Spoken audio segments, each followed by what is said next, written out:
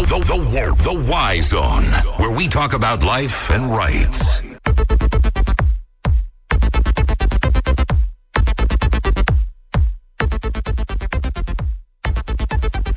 Good evening and welcome to YZone right here, ZFM Stereo Mass Station, your station, the show that seeks to give you young people a voice to freely talk about issues affecting them in a relaxed and comfortable atmosphere. And I'm your host, MJ, standing in for the white guy, Brian Stolle. And tonight we'll be having a conversation on independence celebration, the broader perspective for youth in Zimbabwe. Now, joining me in studio to talk about it, I have Justice Mfidi, the Secretary of Zimbabwe Institute of African Integration. Good evening, Justice. Good evening, MJ. How is it? Very well, thanks. How are you doing? I'm great. Fantastic. And to our listeners, you can be a part of the conversation through our WhatsApp platform. And yeah, man, Justice, yesterday, right, we're actually celebrating independence, and it was actually amazing. We actually enjoyed.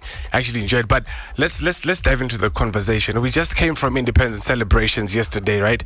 What are your thoughts on the significance of the day? Yeah, for me, the independence is a time to celebrate. And as you saw yesterday, we were actually in Mount Darwin. We saw a lot of, an expression of sovereignty by the people, self-determination. You could see free people, people who are enjoying the benefits of the liberation struggle, the benefits that came through blood. Some people died. Some people were injured. Some people got into very serious situations, post-traumatic stress disorder, everything that came with it, the war, the liberation struggle that delivered Zimbabwe free. So the significance of the independence holiday for me, it extends beyond just, the musical galas, the events of the day. It's about a people who are celebrating their self-awareness. Because if you look at us as Zimbabwe, in the southern hemisphere, even beyond, we are the only country to have achieved independence through an armed struggle, and to have won it against a modern army like that of Smith. So I think that is commendable. Amazing. But as a youth, are we really getting the significance of the day, really? Yeah, some youth are yet to get it because, there are a lot of problems when it comes to what people think and how they are taught to think. Usually the way we think is how we have been taught to think. So many of the youth have been victimized by, a lot of organizations, a lot of forces at play who are meant to drive an agenda to say the youth are working to say the government is actually working against us. So when you have a youth who think in that manner, then the significance of even the independence holiday itself can become dubious to the youth themselves. So going forward, I think it's a matter that needs some attention to say, how do we make the youth appreciate that which has been that which some people have gone through to deliver the independence that they enjoy to this day. I think that is important. Because I feel like as the youth, there's this talk that people actually talk about, saying that when it comes to independence, like it's for the elderly people, it's not really for the youth, yeah? Yeah, it's a way of thinking that I've already dismissed as, I think backward, because the elderly will pass, and the youth are supposed to take it from there. And so if we are to disassociate ourselves from those things that make us as a people and say we are youth and this is for the elders, when the elders pass, what are we going to do as a people, as the youth? And look at the demographics. How many youth do we have? The youth constitute the biggest demographic in our population. So to say then the youth are saying this is for the elders, etc., it becomes, it doesn't hold water really, because the youth are participating. We've seen a lot of youth. I was in Mount Darwin, some were selling, some products, some food, some fruits. That is the youth that we want, a vibrant youth that realizes opportunities when they are presented and says, I am going to tap into these opportunities because they've been presented to us as a youth. I think that is the way forward. Interesting. Let's step into your thoughts. Rather, how did you feel on the subject of relics looted by past colonialists in the context of independence rhetoric as it relates to how we engage in other nations? Yeah, I think that is one issue that I've been pushing for quite some time. You see, especially after the 2021 International Conference on African Cultures, it was really themed for the repatriation and restitution of those stolen artifacts. You see, so far what we have seen is a media that goes against the values of African people, a media that seeks to, demoralize the African and say, if the African is going to do something, then they have to do it within the standards and moral, the values of the white man. But I think that is not the way to go, because if you look at what happened to us, what happened to our ancestors was wrong. These people came, they looted our artifacts, they looted objects, archives, they looted a lot of cultural symbols which they took with them, which are to this day presented in their museums. And those things are supposed to be returned back home. And look at it this way. These things have been in those museums forever. And these guys have been making money from the things that they have looted from us, presenting them in museums and charging people to come and see those things. And then when those countries make money, and then they tell the African to say, why should you be crying for even the Benin bronzes? We have recently been hearing Germany say, actually we have realized that the bronze is German. So the whole clamor for years, Nigerians have been saying this stuff that was looted from us, it's actually wrong. So the looting continues to this day. The looting continues. They have taken, of all things, human remains. Mbuyani Andas remains are there. They've taken Mashaya Mombe, Chinengundu Mashaya Mombe's remains, they are there. They've taken human remains to put them in museums. Of all the things you can do to a human, decapitate them and take them into a museum. So I think that's an area that needs the international community to intervene. Africa itself should make sure that we claim the right position and come with a consolidated position and say, as Africa, how are we going to present ourselves to the Europeans and Americans unapologetically and say, we need our things returned back to us, because these things are of significance in Africa and not there. Do you know Trimbo? Yashandiswa na madzibaba Johan Maranga iriko. This man is preaching against the colonial system, and he's using this stuff to heal the people, to preach against the colonialism that is happening around here. And so they took Trimbo Iriko Nanas. So the things that these guys were taking from us are things that are supposed to make us strong spiritually, socially, how we conceive ourselves, our consciousness. It is to this day, bottled, because these guys have been holding our things at ransom. It is actually unfortunate, but what are we doing as Africa? How far are we doing? Where are we? Like, is it work in progress towards actually attaining the stuff that you say that they've been looted? Where are we as Africa? Yeah, it's unfortunate. We haven't really come up with a consolidated position, because even when you look at it from an angle to say, as Africans, if we come together and say, this is something that was done as a collective. Africa, we have about 54 countries, 55 if you want to include the Sahrawi. Yeah. And then our stories are the same, right from Cape to Cairo. What we went through is the same. We went through slavery, we went through colonialism, went through a lot. But the progress is supposed to be made by a consolidated position where we all come together as Africans and say, because we share a common history of being exploited by the same or the common enemy, how do we attack? How do we make use of international institutions that are available to seek justice for the injustices that have been done and propagated through the years?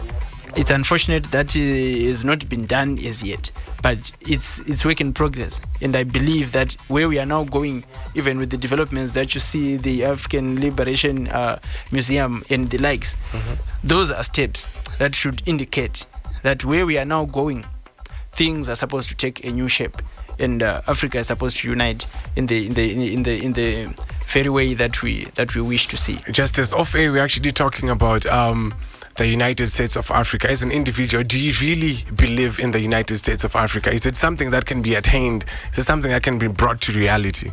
Indeed, it is something that we, the youth, are now pushing for. Because look at it this way. I earlier on alluded to the demographic dividend that we enjoy as the youth. If as the youth we are the the biggest demographic, then that means we can exploit that to our advantage. If the youth are going to be conscientized about the benefits that we shall reap from a United States of Africa, that is supposed to be a step forward in us achieving the goals that we have set for ourselves as Africa. Talk about Agenda 2063, the Africa we want. What is the Africa we want? The Africa we want is not one that is defined by borders that were actually partitioned in a meeting that Africa was not represented. Look at it this way. Some presidents, some countries are coming together, or they're actually drawing borders to say, but this is South Africa, this is Zimbabwe, this is Botswana. Talking of borders that were made by people who did not consult us. Before those borders were made, we were one. So I believe that the United States of Africa is a dream that will come true, because a wave of consciousness is already overtaking Africa. Look at what Namibia has done with Botswana. Already they are coming, citizens can exchange, they can just go, a Namibian can get into Botswana without need for a passport. In the next moment, Botswana is doing that with Zimbabwe. Zimbabweans are going into Botswana, Botswanans are coming into the country. And that increases the cohesion between ourselves and amongst ourselves. And when we do that, we will share a common purpose. And by doing that, we are sure to unite. And the United States of Africa is sure to come. Interesting. Let's move over to the educational system. Do you think that our educational system is foolproof from creating subjects continued colonization of the mindset? Yeah, that is a tricky situation. Because education, if you want to think that education is neutral, then you are serving the interests of those who want to oppress you. This is something that I heard from Ambassador Mutangwa. You need to realize that education cannot be free. Education is something that comes at a price. Ideologically, somebody is orienting you to become a certain product. They have a mission to say, what are you supposed to become? It's very unfortunate that to this day we have carried on with the education that we took from the white men. The white man was trying to create a proletariat out of us, to say these people will not rule, to say these people should not create, they should consume. So to this day we continue to consume products that are made in China, products that are made in America, products that are made elsewhere, because we do not produce ourselves. Why are we doing that when it's 43 years after independence? But look at it this way. If indeed, as Africans, we are going to look at education in the way that we have recently done now in Zimbabwe, to say education 5.0. How do we want our youth or our students or our young people everywhere in different sectors, in different parts of the economy, how do you want them to know their ways of knowing and being? How do you want to create and curate them? When we have an answer to that, we come up with something like Education 5.0. And then the Ministry of Higher and Tertiary Education is saying, beyond the research that you do, beyond the assignments, beyond the lectures, you need to innovate, you need to create, you need to be relevant to the National Development Strategy 1. What have you done to contribute to industrialization? Because this is what we need. We do not have industries. So our education, being a human capital base, where we train the human capital, we're then supposed to say, how is our education supporting that? If the country needs industries, let the education sector produce people who are capable of coming up with industries. So this is where we are now going now. And you have already seen how throughout the COVID period, the higher and tertiary institutions were producing masks, sanitizers, PPEs, protective equipment.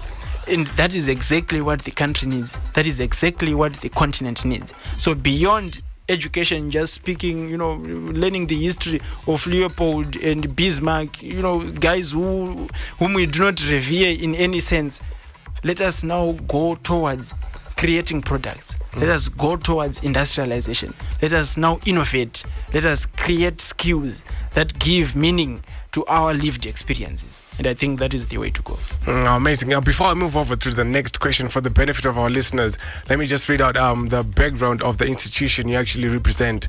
And it reads, the Zimbabwe Institute of African Integration is a pan-African organization that promotes youth participation and empowerment in order for them to actively engage in national development, regional integration, and the African Unionist Agenda 2063.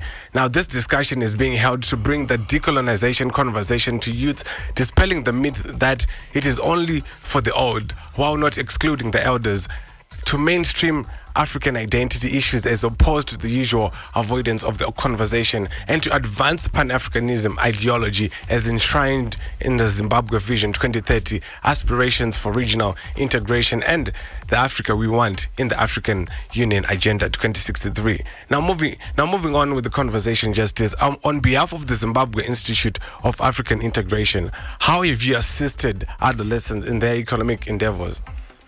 Well, we have done a lot. We are a new kid on the block. We just did we were recently formed in 2020, last year, 2022. March 10, we were registered by the Zimbabwe Youth Council. But I will tell you that from March up to this day, we have done a lot, Baba.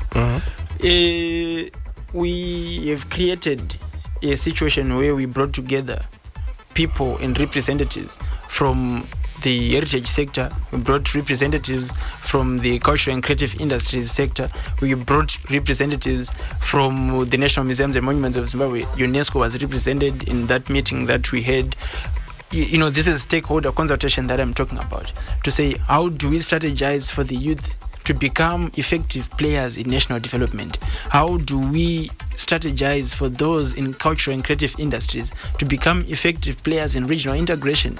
Because it starts with Zimbabwe coming together and saying the youth are supposed to participate in the economy. The youth are supposed to create sustainable wealth for their own country. When you go to the Constitution, Chapter 3 of the Constitution says it is the duty of every Zimbabwean to defend the interests of the country, to their best ability. So this is basically where we hinge our mission on, to say, if it is the right and responsibility of every Zimbabwean to serve their country, how are we doing that? Do we do that by mocking our country? Do we do that by sitting around sabotaging the economy and then claiming to say the government is doing nothing? Let's bring the youth together and say, how do we create sustainable wealth for ourselves? We are the masters of our own destiny, and this is the reason we are an independent nation. We are celebrating 43 years of independence. This is exactly the meaning of it. It says, in the economy, how are you doing it? So on the side of the economy and economic diplomacy side of our organization, we have collaborated with the Zimtrade.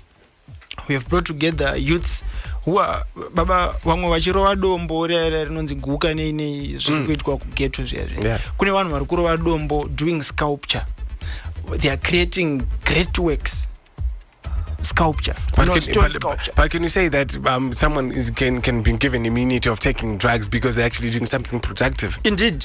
You know what happens? The reason people are taking drugs is because they don't have anything to do. But they are sabotaging themselves. Because those same people who are saying we don't have jobs, they have a potential to make use of the resources that are already availed to them. Look at the Constitution. It says everyone has a right to what? To land. Which land? Everybody has their ancestral land, which they are supposed to make use of. But people are running away from Kumusha. They are coming to town. Kuti vazorova guka. Who blame a government? The government is not doing anything for us. The government is busy giving people free inputs, Baba. But Justice, we're having this conversation in town. Could we have had this conversation Exactly. The reason there's a problem is because we continue to want to dissect things and say this is town, this is the roots. But ku roots uikokoka ndo kuri kubuda production iri kutosimudzira nyika inoi. If everyone is going to come to town, obva atanga kutsvaka basa anditi ndiana charima vanhu vari kushanda vanofanira kudya. Saka kana muchiti mimi you want food but you don't want to work to produce food, we will continue to be consumers. So the bread basket will become a begging basket.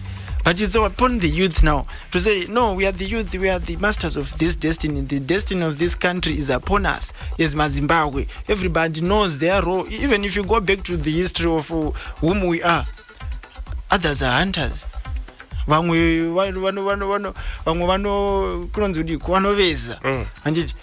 in our different capacities, let us create sustainable wealth for this country. Everybody has a role to play. You know where your gift lies. Justice, you know what? I'm just going to have a conversation with a white guy that I'm standing in for Brainstorm and see if we can have YZone next time. But all the same, moving on. Like I see you actually like into African integration. Does it manifest that you really believe in African integration, Justice? Very much. I do believe African integration is inevitable. Where we are now going, African integration is the thing. And if you look at the African Continental Free Trade Area, what Africa is simply doing is to say, let's come together as Africans and let's create, a common market for ourselves. Let's create goods. So it means we have to start by creating goods. We have to produce. We don't have to be consumers and then we say we want to trade, because consumers don't trade. What they simply do is to wait for food. They wait for America to bring them something on the table, and then they pay for it. All right. Then when you pay, you are simply there's no sustainability in that. But what you have seen how the government has been doing things. You have seen how the wheat production has increased. You have seen that's a record. I know for a century we never produced anything of that much amount in wheat production. So when you look at production, it entails economic activity, which the youth are supposed to tap into and say, how do we tap into these opportunities that are being presented by the government? Because if the government is saying our focus is on creating infrastructure, do you know the expenditure is increased ku infrastructure ne wanotenga cement, bricks, etc. Because people are building. Yes. If you wondered how the youth should tap into that, create industry, you see. But African integration is easy from that point, where you look at your national problems and say, how do we make our national problems? How do we create solutions from the problems that we have? When you create a solution from the problems that people are facing in your community, universe has a way of paying back. Now, interesting. One of our listeners is coming through and asking, Justice, how do you think the United States of Africa will take place? Yeah, it's easy. I even mentioned that currently we have Namibia and Botswana. That's just one example of how in West Africa we have even bigger examples of trading blocks where countries are coming together and removing barriers to trade. To say, if you are transporting coffee from Kenya to Tanzania, you are going to do it and we will not charge you tariffs. All those things are coming into play. We now have a Pan-African payment and settlement system where all payments are going to be made between countries in Africa without need for corresponding banks. You see how things have been run throughout the world. You have heard that the United States dollar is losing value. It is true. How is that so? African countries are now saying, if I am supposed to trade with Zambia, the Pan-African payment and settlement system is saying we don't need a corresponding bank that then transfers our monies into US dollars, etc., and then they take charges. The United States Federal Bank is taking money from us transacting through. So it becomes, expensive for me to buy a product in Zambia, while I can just go there and transact in my RTGS, and that money is transferred and it's changed into kwacha or whichever other currency. When you do that, there are no transaction charges that are charged by a corresponding bank that is controlled by the United States. So this is where we are now going. It is easy for Africa to unite, and it is already happening. We are seeing it on the economic bloc. We are seeing it in transactions, banking, finance systems, how we are coming together and say, Zimbabwe already, we have gold. You see how we now have the gold coins, and that's a quite a stable unit of measurement for our financial flows. So it's easy for Africa to unite. What we now need is just the youth to wake up and to claim the position that we need to take as the biggest demographic on the continent. Amazing. Justice, you seem to be of the position that always well in Zimbabwe or Africa per se, which is excellent, because we live in a democratic country where everyone's voice is valued. However, there are how do you explain the inadequacies in any of Zimbabwe's sectors, such as mining, health, or education sectors? How do you believe this may be improved to benefit the youth? Yeah, of course, it's not it's not all rosy. Of course, there are areas where we have problems. I think I even mentioned that education, sometimes you would see that it was propagating the same values that we were trying to run away from when we toppled the colonial system. So you may as well look at even IT, information systems, technology. How are we doing in that area? Look at communication, the global media. Who is controlling that? Has Africa taken a position to counter the narrative that is coming from hostile media organizations globally? Look at what Al Jazeera is doing to us. Look at what CNN is doing. Look at BBC. Look at what those guys are doing. What they are doing is just to create an agenda against us. And when they do so, and you do not have a counter media that is there to stand for the interests of your people, then the world will believe that Africa is a hopeless continent. When in actual fact, you and I know that we are thriving. Look at what the platforms that we use for our broadcasting. Look at YouTube. I did an interview. In my other life, I do some documentaries. I did an interview with the Dr. K. Chivishe. He's a natural therapeutic practitioner. I uploaded the video on YouTube. That was 18 November 2022. On about the same day, some statistics were released for the COVID cases, etc. This guy was talking about how our medicine has been taken off the mainstream medical system, etc. And then they removed the video from YouTube. They say it violates our medical policy, etc. This guy is talking, but you and I know that chakatipone some COVID is Zombani. But YouTube is coming and saying, no, actually, this guy, what he's claiming is false. So we are removing the video. So this is the kind of stuff that we are now saying. There are things that we need to come together and say, our youth, Kuchinoi University of Technology, let them create our own platforms where we will tell the African story. With content near YouTube when you are violating our medical policy. Interesting, Justice, right there. Sorry, I have to cut you off, but before we go, we are running out of time. But before you go, your last sentiments that you want to give to the youth listening out there. Yeah, my last sentiments are going to be predicated on the last statement that I was making. I will give another example. I was doing an inventory on the things that have been lost, that Zimbabwe has lost to Britain. And so through looting of those artifacts and stolen human remains, etc. And then I got in touch with National Museums and Monuments of Zimbabwe. They said, they gave me a site address at the British Museum, etc. And then I clicked on that link, and then it took me to the website.